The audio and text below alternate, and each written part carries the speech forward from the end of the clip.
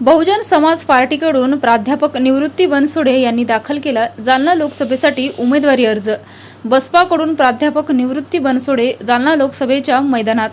जिल्ह्याचे खासदार रावसाहेब दानवे यांनी काहीच केलं नाही, त्यांनी फक्त गप्पा मारल्या। बनसोडे: रावसाहेब दानवे चोर आहेत, त्यांनी आतापर्यंत चोरीच करायचं काम केलं आहे। बनसोडे: जिल्ह्याचा विकास करण्यासाठी मी लोकसभा निवडणूक लढवत असून नागरिकांनी मला मोठ्या मताधिक्याने निवडून द्यावे।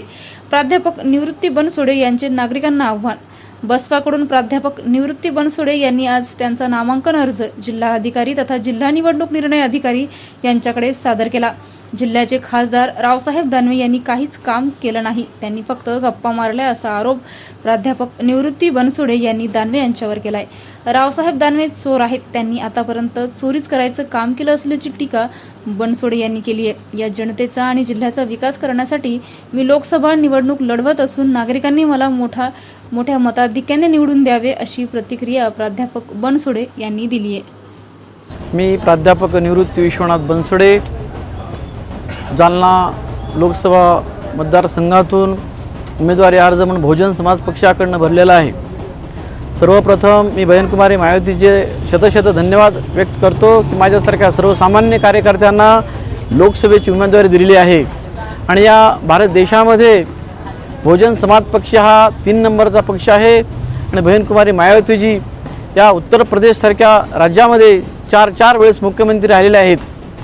त्यामुळे मी या बहुजन समाज पक्षाच्या वतीने फॉर्म भरून या जनतेचं आणि या जिल्ह्याचा विकास करण्याचा प्रयत्न करणार आहे, जेणेकरून या जिल्ह्याचे खासदार रावसाहेब दानवे पाटील यांनी काहीही केलं नाही।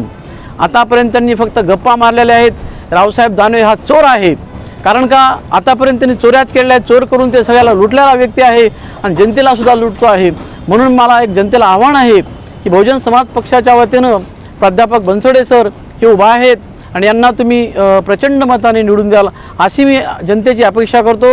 आणि जालना जिल्ह्यातला विकास आहे, कसलाच विकास झालेला नाही। या रावसाहेब दानवेंनी ड्रायफ्रूट आणलेलं आहे, ते ड्रायफ्रूटचं अर्धवट काम झालेलं आहे। इतर अनेक वेगवेगळ्या प्रकारच्या कंपन्या आणलेल्या आहेत, ह्या सगळ्या अर्धवट काम केले। याचा अर्थ असा आहे की त्यानं भरपूर पैसा खाल्लेला आहे।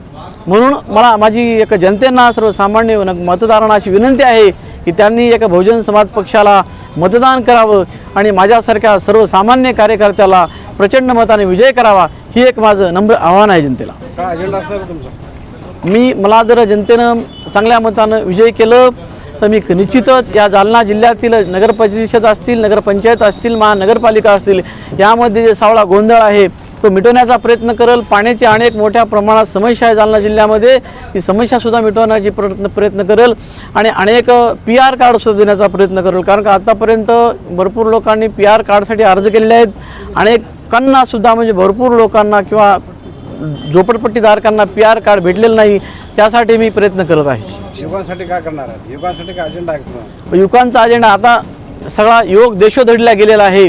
युवकांना कुठल्याच प्रकारचं नोकरीचं साधन नाही, नोकरी नाही, ना रोजगार नाही, कारण का या देशाचा पंतप्रधानांनी चहा विकेपर्यंत देश विकण्याचा प्रयत्न केला, आता देश विकू लागला। म्हणून युवक हा संपूर्ण जगातीलच, देशातीलच नव्हे तर जगातील देशोधडीला लागलेला आहे। म्हणून युवकांना सुद्धा नोकरीचा देणार आहे, नोकरी देण्याचा प्रयत्न करणार आहे, कारण या मोदी सरकारनं 2014 पासून या युवक हा देशोधडीला लागलेला आहे। कुणी फळे विकतो, कुणी वडे विकतो, अशा प्रकारे युवकांचं देशोधडीला लागलेलं प्रयत्न।